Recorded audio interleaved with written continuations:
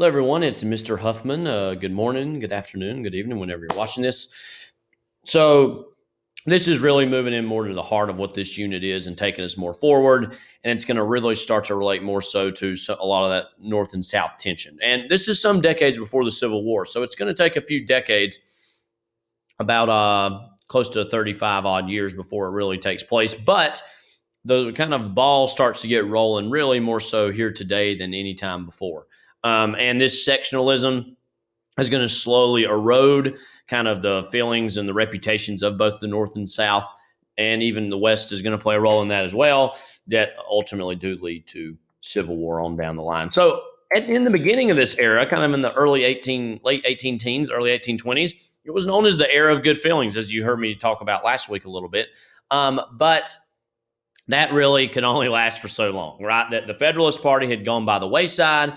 Now it was really just the Republicans who were controlling things, but they were the only party around, and it only takes a matter of time before there's going to be some other voices start to develop and kind of some other parties start to develop. And most of these sectional disputes are going to revolve around slavery. Not all of them, but the great majority of them do. And that, this push west, and as we're adding these new territories, that's going to be the biggest thing that really kicks this slavery issue off in a big major way. And no state really more so than Missouri, because Missouri is actually going to apply for statehood in 1819 as a slave state. Okay. And Missouri's a little further west. It's not on the East Coast where a lot of these kind of older states had been around.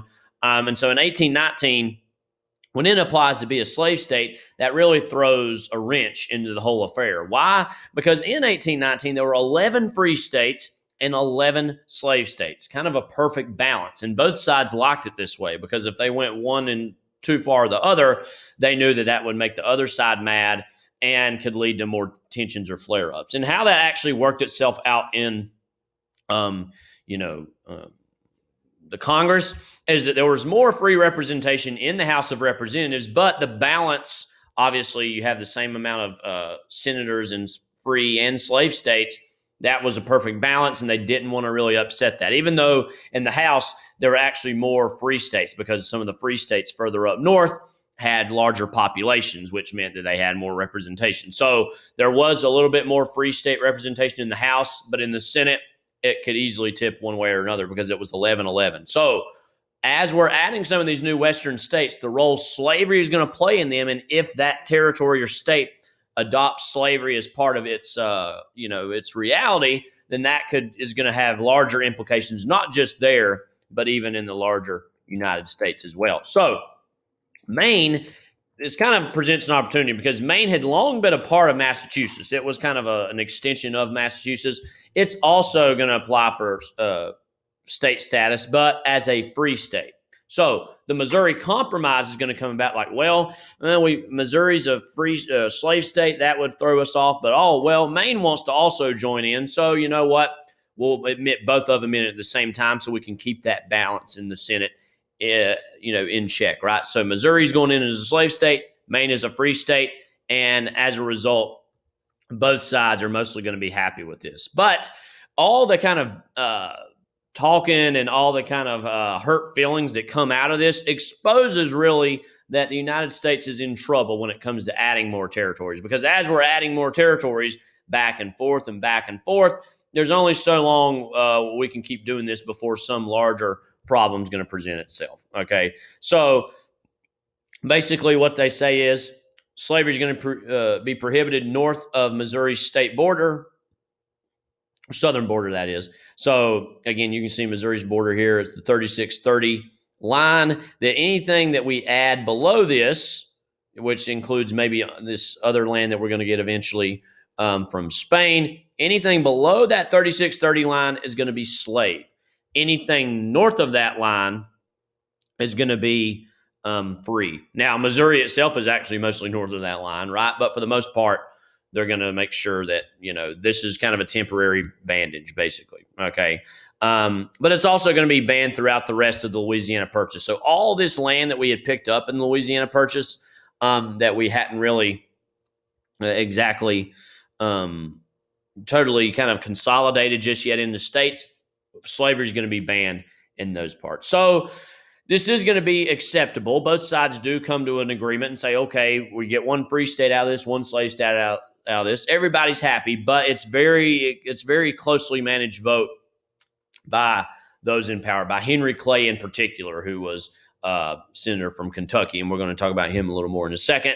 And this temporarily eases tensions, but as you can expect, a lot of this is just temporary. A lot of it's kicking the can down the road. A lot of it's not really having the harsh questions and solutions that need to put this issue to bed. But everybody's happy for now. So that Missouri Compromise admits Maine as a free state and Missouri as a slave state, and then says anything south of that 3630 line is going to be slave, and all that Louisiana Purchase territory, that's going to be free. Okay, so that's kind of really where things are at this particular point. Okay, but a lot of the pro-slavery members of Missouri's constitutional convention, because as Missouri's organizing, they have their own little constitutional convention to not only adapt the American Constitution, but to also write their own state constitution. They're going to add a clause in their state constitution that bans any free African Americans from entering Missouri. They're saying, no, you can only be a slave and enter here. If you're a free man, you cannot come in here. And that's going to be pretty controversial, okay? And that actually threatens the state's application status, because the United States is trying to warn them off, say, no, don't do this. This is going to cause problems, not just here, but in other territories. But Missouri's going to really try their hardest to make sure that happens.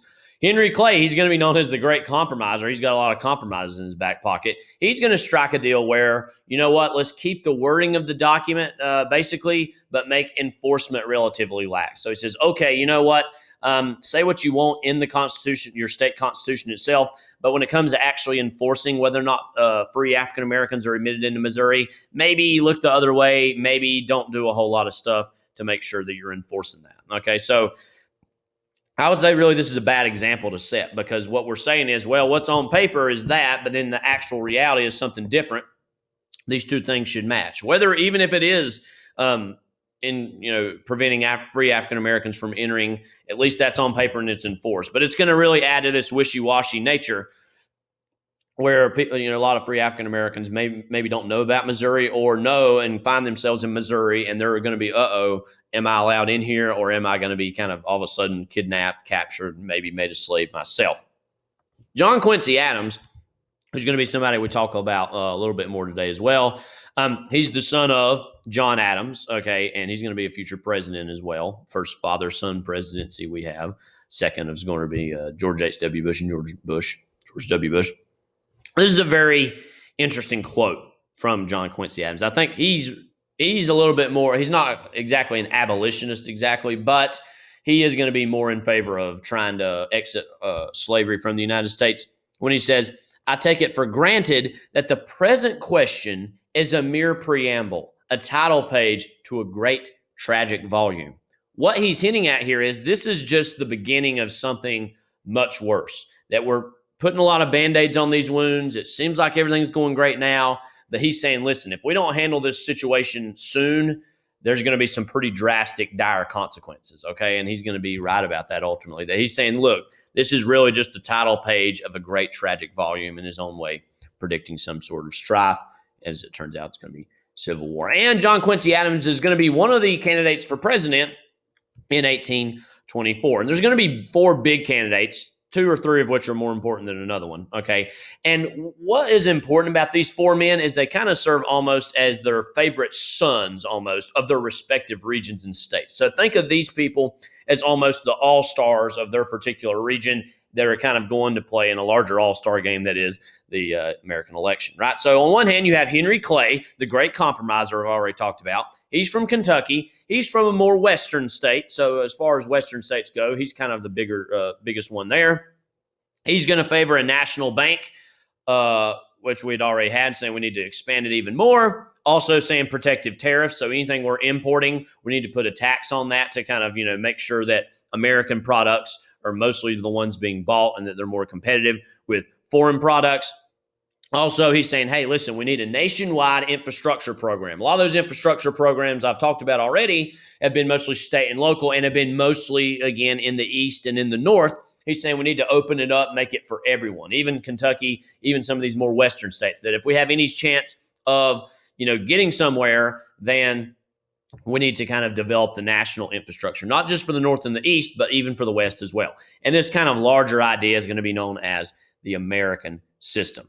Then on another hand, and this is a guy we're going to be talking a lot more about here coming up, Andrew Jackson, war hero from the War of 1812. Okay, he's from Tennessee, and so he also kind of represents the West. So Clay and Jackson are going to kind of go toe-to-toe, especially because they're both kind of from the West and both have their own ideas about how to govern. Now, the thing about Jackson is he was not big on policy issues. He wasn't any kind of a guy who cared a lot about the nitty-gritty of governance. And he really just keeps saying, well, I was a military leader during the Battle of New Orleans in the War of 1812. That should be enough, right? So he really cites his military record a lot, doesn't come to the table with a lot of ideas about how he wants to govern. But he's a very gregarious guy, large personality.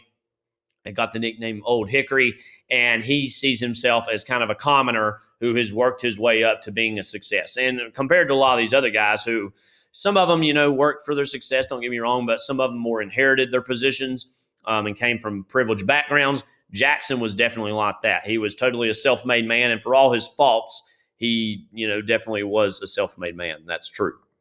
Then we got John Quincy Adams, who I just mentioned. He's from New England.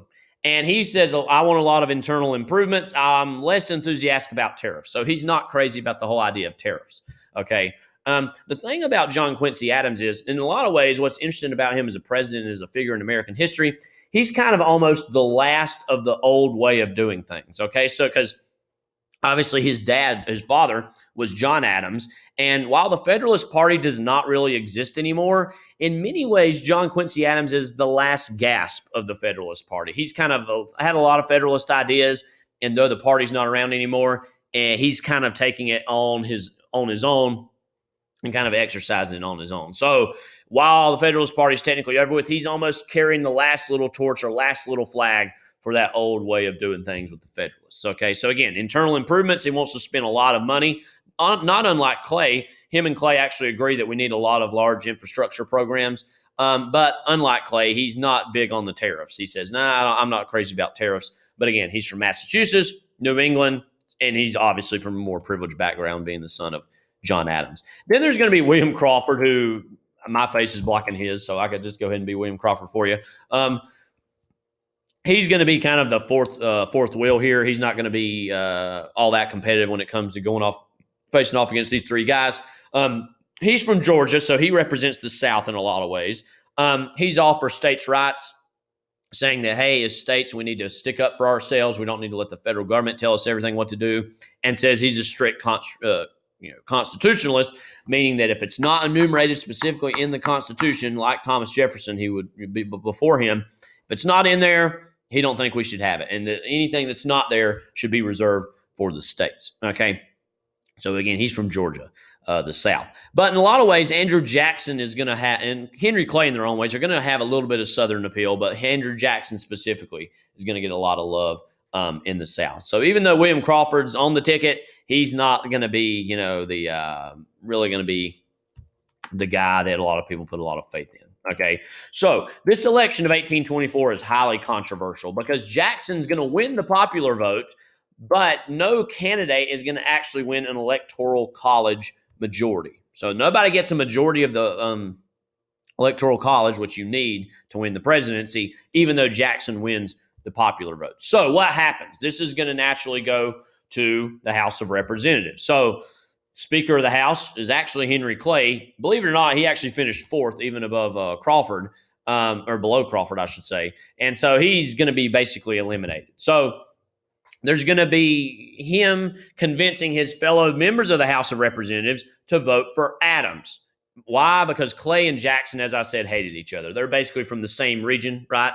They're from that kind of western region, and they see themselves as versions of each other. Although this is interesting if you look at these quotes. And we think now politicians talk awful about each other, and they do. But you can go back and you can see a lot of nasty stuff they said. Because Clay said about Jackson is ignorant, passionate, hypocritical, and corrupt. Okay? What did Jackson say about Clay? He wasn't much better. He called Clay the meanest scoundrel that ever disgraced the image of his God. That's pretty harsh, awful stuff, right? So these two guys hated each other. So it made sense for Clay to back Adams, okay? And he mostly agreed with him on a lot of issues anyway. So even if it wasn't for this personal vendetta, he likely would have supported John Quincy Adams. But especially because him and Jackson hated each other, then that's only going to add to that. So Adams is going to win. My face is kind of blocking this here. But he's going to appoint Clay as his Secretary of State. That's a very cozy, nice little job, okay? So naturally, and this is fair, I would say, Jackson and his supporters say, wait a minute, was there some kind of secret deal between Adams and Clay to get Adams in the White House and Clay this kind of comfortable, nice Secretary of State job? Again, I would say that's a pretty fair assessment. And he's going to go on to call this a corrupt bargain, saying a corrupt bargain was struck between Adams and Clay that gave Adams the election in 1824. So Clay and his followers are then going to form a new party called the National Republicans in response to some of this. So I know this is confusing. Now we don't have the Federalists anymore. We have the regular Republicans, but now we have the National Republicans. And this still is not the Republican Party that we know today. Okay, that's still not going to be around for about another 30 years. So we got Republicans and we got National Republicans. And then soon enough, we're going to see that Jackson creates another party for himself, one of which is around today. But Jackson, again, he's furious about this. He sees himself as being slighted by the establishment, by the elite. Obviously, Adams is the elite and the establishment. He also sees Clay as part of that. So he's saying, listen, and he's really telling a lot of his supporters and voters this. Hey, the establishment, those in D.C., they don't really understand you. They're making all these deals behind closed doors. They don't get you. I do. I'm from your territory. I'm like you. I'm Old Hickory. I fought in the War of 1812, right? So he really is going to beat this into the ground and going to get even more support as a result of this. Okay, so what happens when Adams actually takes office? And I'll go ahead and tell you, he's going to be a one-term president. So he's not going to be in there a long time. So when he gets in, he announces, listen, I'm going to have all this nationalist legislation, even more so than Clay's American system. What does that mean? Extensive internal improvements.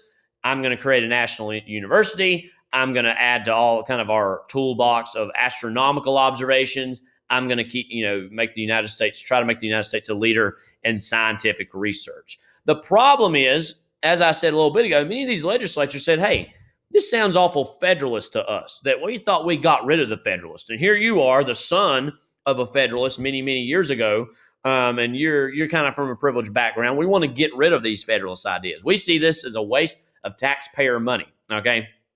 I think they had a point to some extent, but in many ways, this would have really helped the United States if we had invested in some of these things earlier, okay? So it kind of could go either way. But again, as I said, he's kind of the last gasp of Federalist and Federalist ideas. That'll take new forms in the future, but at this point. And so a lot of these legislatures don't like that and aren't going to pass a lot of these ideas that he had hoped to have passed. Okay, so there is going to be some money that comes out and does improve rivers, does improve harbors, does extend the national road, but it's not nearly the amount of money that Adams wanted or expected. Okay, so as a result of all that, Adams is not going to have the most successful presidency, unfortunately, because he's going to get stuck in trying to fight with Congress to get all these things passed. So he has a lot of great ideas, a lot of big ideas, but a lot of people in Congress don't quite agree with it, and so he's not going to have the most successful 4 years. Okay, so that leads in many ways to a rematch of that election of the past, and now in 1828 between Adams and Jackson. There isn't a lot of other candidates running in this one. It really comes down to Adams and Jackson. So, as I said a little bit ago, all those things about the corrupt bargain that Jackson and his supporters thought the presidency was stolen from them, that Clay had made that deal in the House of Representatives to give Adams the presidency, and then Clay got this nice Secretary of State job. So Jackson and his supporters are furious, and they're really going to beat the drum over this, okay? And in this 1828 election, both Adams and Jackson are going to really engage in some pretty serious mudslinging. They're attacking each other's not only personalities, they're attacking each other's moralities, saying all kinds of awful things about one another. What's some things Adams said about Jackson? He said, Jackson's an incompetent, dumb hillbilly, basically. He didn't say that verbatim, but that's basically what he was saying. Saying, oh, this guy, he doesn't know anything. He's ignorant. He's racist, for one thing. And that didn't really sway a lot of votes back then, call somebody racist, because most would just shrug and say, well, we're all kind of racist, whatever. And dumb, incompetent, ignorant hillbilly. He doesn't understand how to, rule government. I've been involved in government ever since I was a child with my father, because he actually traveled with his father in Europe, and he's seen and done a lot of stuff, Adams. Okay. What does Jackson say about Adams? Adams, he says, you're weak, you're out of touch aristocrat. You don't understand kind of what's going on with the average American person, right? You've always been privileged. You've always been well off. You don't know what it's like to live in the South. You don't know what it's like to live in the West, in these regions where strong, hard work, individualism is what saves the day. You're out of touch. You're weak. Okay. So this is going to, again, it's pretty, I would say, really, if you look at it, both sides are right to some extent. I would say in a lot of ways, Jackson was an incompetent, dumb hillbilly. In a lot of ways, Adams was weak and out of touch aristocrat. So in a lot of ways, I'd say they're actually telling the truth about each other. But Jackson is going to win 56% of the popular vote and 178 out of the 261 electoral college votes. So pretty decisively, Jackson wins this 1828 election. Okay. And so Southerners and Westerners believe, oh, finally, one of us is there in the White House to represent us. Okay. And when we get into next week, I'll talk about what the presidency of Jackson really was, because in some ways it was successes, successes, in other ways, some failures. Okay. So, and if you serve 8 years in the White House, both are bound to happen, right? So he wins pretty decisively. Adams leaves office. Adams still has a successful career after he's out of the White House. So I'm not going to really talk about him much anymore, but he goes on to still do some great things. Okay. This just shows you a map of what it looked like. Pretty clearly, Jackson wins the South and some of these Western regions, right? Meanwhile, really the only place that Adams has his base is in the North, in the Northeast, and that's not going to be enough to win Adams the presidency. So Jackson is now going to be elected president in 1828. And we'll talk about, not just the ideology behind Jackson, but some of the practicality next time, really about voting and who were able to vote for the first time. That would play also a big role in Jackson's electoral victory in 1828. So that's it for today. This is Mr. Huffman signing off. As always, if you have any questions, just reach out to me and ask. Take care.